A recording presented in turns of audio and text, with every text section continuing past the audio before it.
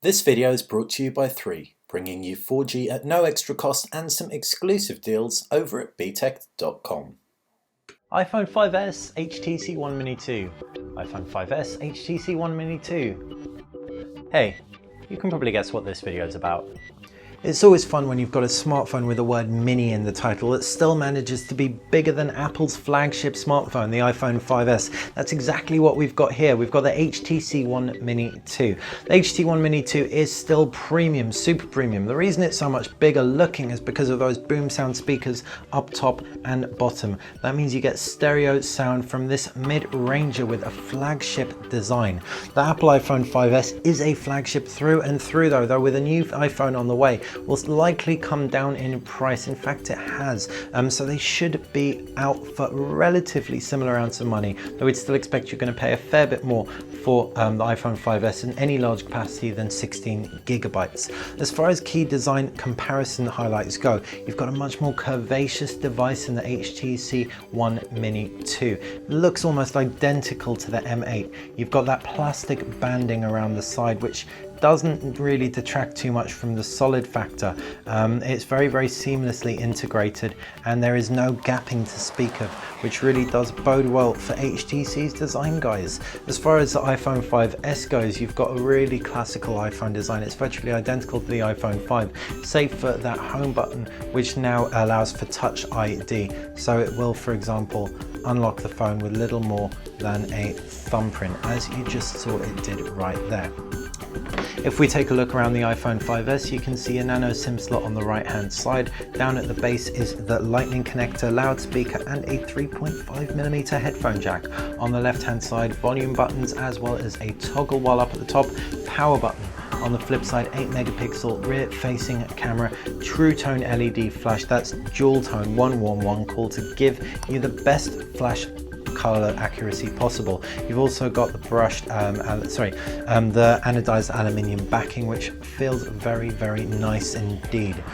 If we take a look at the HTC One Mini 2, you've got a really similar level of premium. Larger displays, so maybe better for movies, well definitely better for movies and the like. And those stereo speakers will perform better as far as audio goes, less easy to cover up and when playing games, for example. You've got a 5 megapixel front facing camera on the HTC One Mini 2, and you've got a SD expandability, micro SD expandability to complement the 16 gig of onboard memory. On the right hand side, you've got a volume rocker down at the base, micro USB port. On the left hand side, you've got a nano SIM card slot, while up at the top is that 3.5mm headphone jack and a power button as well. You've also got a camera around the back, 13 megapixels, and a flash, not to mention an NFC contact point, which is something the iPhone doesn't have. And in this case, you've got the brushed metal backing, which has all the premium factor of the HTC One M8 without the cost and without the spec, admittedly, but we'll come on to that a little bit later. As far as those screens though go, you've got LCD displays on both and they look great. Really strong performance. Pixel density is decent, even if it isn't going to be like for like with the HTC One M8 or the Samsung Galaxy S5 or Sony Xperia Z2. You can see right there, text is still very easy to read. And scrolling through the UI, HTC and Apple have both optimized everything very well for touch input. So they are an absolute joy to thumb through, generally speaking, as you can see. Transitions are smooth, and we'll talk you through the UIs now, because that's pretty much what's going to be the main differentiator and the main factor in terms of your decision. As far as the Android UI goes, it's Android 4.4.2 on here, so a very new version of Android. You've also got variable number of home screens you can add and remove. You can add widgets, and you can also add folders and shortcuts to applications as well. Blink feed on the left hand side is an aggregator of news content, not to mention social content, and it can be switched off very easily. If we jump into the applications tray, here you can aggregate all your applications in a similar way to on your iPhone, except with a horizontal scrolling list. And you can see you can do so with folders, and rearrange your apps, hide, unhide apps, manage apps, and even change your grid size so you can populate your applications tray with more grids right there, searching through for your apps and have them in a custom alphabetical or most recent order, not to mention should jump straight through to the Google Play Store to download more applications. So it may have sounded quite complicated, but once you get your head around it, it is super simple and relatively similar to stock Android in terms of key functionality. If we pull down the notifications tray, we can see notifications that can be swiped out of the way. Pull down with 2 fingers, you've got quick toggle access. And this allows you to, for example, switch Bluetooth on or off with a press, and also enable something called extreme power saving mode, which lets you turn off background data when the screen's off, for example, and limits the number of applications that you can use. All in all, therefore, Android 4.4 is a very recent version, and the UI is very well optimized by HTC, meaning that everything just looks super slick and super smooth.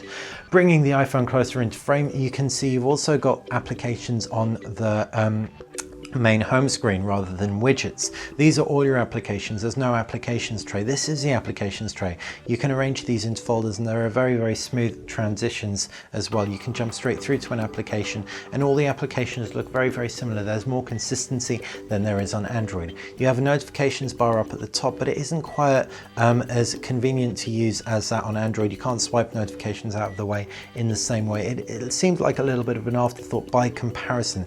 Still, iOS 7 looks incredibly slick, definitely looks premium. You've also got a pull up bar, which allows you to have quick toggle access for key shortcuts from the settings. You can also tweak your brightness, control music and volume, and access things like a flashlight and a few other bits like a calculator, and jump straight through into your camera. Unfortunately though, you can't access any of the Wi-Fi settings, for example, or Bluetooth settings. For any of the more advanced settings, you're going to have to jump into your settings menu, and anyone who has an iPhone will know the settings menu is a bit of a pain and a bit of a minefield, because you can get lost in there looking for exactly what you are after.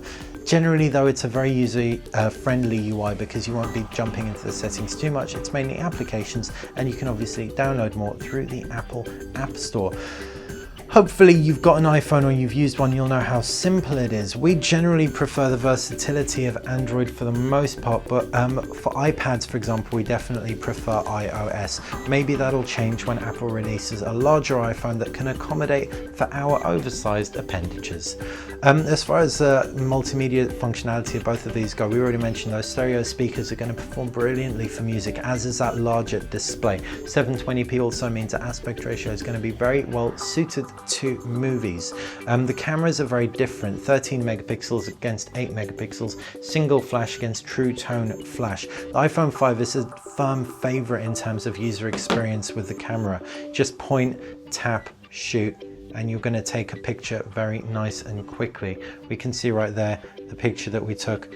9 times out of 10, very respectable, but every single time it's going to take that shot very, very quickly indeed. And you can also do slow-mo video at 60 frames per second, 120 frames per second even.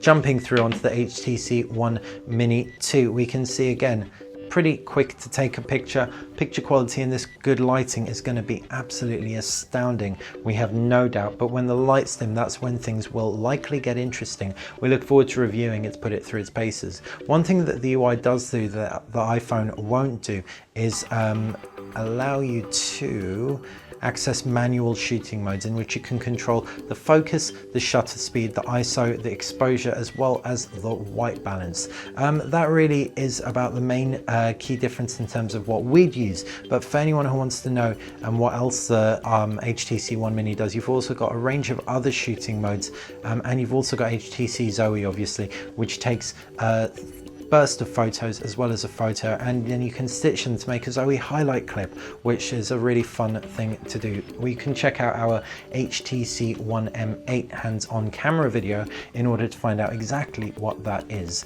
Other multimedia functionality really is going to come down to which iPhone you get. If you get the 16GB one, good luck, because you'll pretty much only be able to stream Netflix on here once you download a couple of games. You won't be able to get movies or music on here.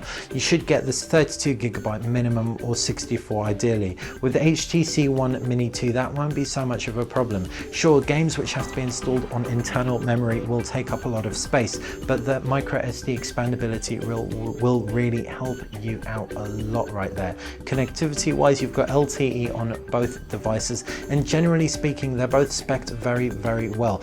Quad-core Qualcomm Snapdragon 400 processor with 1 gig of RAM on the HTC One Mini 2 doesn't sound all that impressive, but the fact that we've managed to cram all these applications on here and it still hasn't shown any sign of slowdown actually bodes well for the device. Hopefully that has given you a conclusive rundown as to what's different and what we like and dislike about both of these phones, and if it has and it's helped you, like the video. If you like the channel in general, subscribe, head over to btech.com. Over there you can find the latest in smartphones, tablets, smart gadgets, and some awesome deals as well.